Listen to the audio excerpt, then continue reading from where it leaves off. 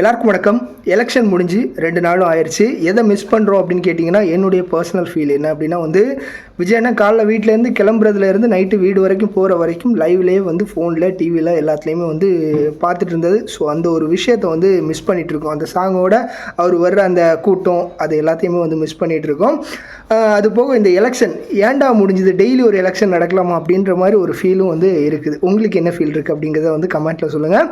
And election டே தாவைக்கா அவங்களால முடிஞ்ச அளவுக்கு என்ன பண்ணணுமோ அதை அவங்களுடைய அரசியலை பண்ணி முடிச்சிட்டாங்க. ஸோ அவர் சொன்ன மாதிரியே மக்கள் கூட்டமாக காலையிலே போய் கியூவில் நின்று ஓட்டு போடுறதா இருக்கட்டும், அது போக சின்ன குழந்தைங்க அம்மா டிவி கேக்கு ஓட்டு போடுங்க அப்படின்னு சொல்கிறதா இருக்கட்டும், இந்த மாதிரி அவர் சொன்ன எல்லா விஷயங்களும் பக்காவாக நடந்து முடிஞ்சிருச்சு. இளைஞர்கள் ஒயிட் கலர் பேண்ட்டு அண்ட் சந்தன கலர் ஒயிட் கலர் ஷர்ட்டு சந்தன கலர் பேண்ட்டு போட்டு போகிறதா இருக்கட்டும். ஸோ இந்த மாதிரி எல்லாமே நடந்து முடிஞ்சிருச்சு, பக்காவாக பண்ணிட்டாங்க. அண்ட் டிஎம்கே அவங்களும் அவங்களுடைய வேலையை ஒழுங்காக பண்ணிட்டாங்க அப்படின்னு சொல்லணும். ஏன் அப்படின்னா கடைசி வரைக்கும் பஸ் எல்லாத்தையுமே ஒழுங்காக விடாமல் அங்கங்கே இருந்து வந்தவங்களை எப்படி எல்லாமே ஓட்டு போடாமல் ஆக்கணும் அப்படின்ற மாதிரி எவ்வளோ ட்ரை பண்ண முடியுமோ எல்லாமே ட்ரை பண்ணி 6 மணிக்கு போனவங்களை 5:30 மணிக்கே ஓட்டலாம் முடிஞ்சாச்சுன்னு சொல்லி வீட்டுக்கு அனுப்புறதா இருக்கட்டும், இந்த மாதிரி ஏகப்பட்ட சம்பவங்கள் எல்லாத்தையும் தரமாக செஞ்சு முடிச்சிட்டாங்க. ரிசல்ட்டை மே 4ஆம் தேதி தான் பார்க்கணும். பட் என்னுடைய தாட்ஸ், ஸோ அது எல்லாமே எப்பவும் போல தான் 144 சீட்லேருந்து 160 சீட்டு நாம் அடிக்கிறோம். ஸோ இதில் எந்த ஒரு மாற்றமும் இல்லை அப்படிங்கிறது என்னுடைய பர்சனல் தாட்ஸ். அண்ட் எலெக்ஷன் டேயில் நடந்த ஒரு சில விஷயங்கள் என்ன அப்படின்னா, காலையிலே அஜித் அண்ணன் போய் ஓட்டு போட போயிட்டார். ஓட்டு போன இடத்துல மாற்றம் வேணுமா அப்படின்னு கேட்டதுக்கு நோ நீட் அப்படின்னு அவர் சொன்னதாட்டு டக்குன்னு பரப்பி விட்டாங்க. சுற்றி முற்றி எல்லா இடத்துலையும் பரவிடுச்சு.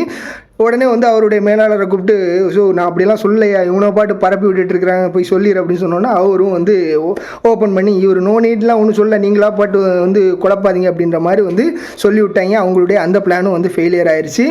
அண்டு அதுக்கப்புறம் கள்ள ஓட்டு போட்டதை பற்றி நீங்கள் கண்டிப்பாக எல்லாருமே யோசிச்சிருப்பீங்க, நிறைய கள்ள ஓட்டு போட்டிருப்பாங்களா அப்படின்னு. ஸோ நிறைய எல்லாம் போட வாய்ப்பு இல்லை. ஏன் அப்படின்னு கேட்டிங்கன்னா எஸ்ஐஆர்லேயே கிட்டத்தட்ட 75 லட்சம் ஓட்டுலாம் முடிஞ்சிருச்சு. ஏன்னா போன தடவை லாஸ்ட் டைமில் ஏகப்பட்ட ஓட்டு போலிங் ஆயிருக்கு. பட் இந்த இடம் லீஸ்ட் ஓட்டு தான் போலிங் ஆயிருக்கு. அப்போவே தெரிஞ்சிருக்கணும். ஏன்னா லாஸ்ட் டைமில் எல்லாரும் குத்துன்னு சொல்லி அந்த கள்ள ஓட்டை குத்தி விட்டாங்க. இப்போ கள்ள ஓட்டுக்கு வாய்ப்பு இல்லை. 75 லட்சம் போயிடுச்சு.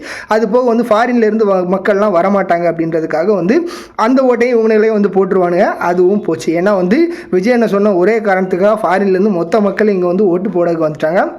அந்த கள்ள ஓட்டும் போச்சு. ஸோ 1-2 ஓட்டு எல்லா இடத்துலையும் போட தான் செய்வாங்க. அதை திருத்த முடியாது அப்படின்னு தான் சொல்லணும். அது போக காசு கொடுக்கறது, காசை தண்ணி மாதிரி லாஸ்ட் டேயில் இறச்சாங்க அப்படிங்கிறதுல எந்த ஒரு மாற்றமும் இல்லை. ஸோ ஃபைனலி என்ன நடக்க போகுது அப்படிங்கிறத மே 4ஆம் தேதி பார்ப்போம்.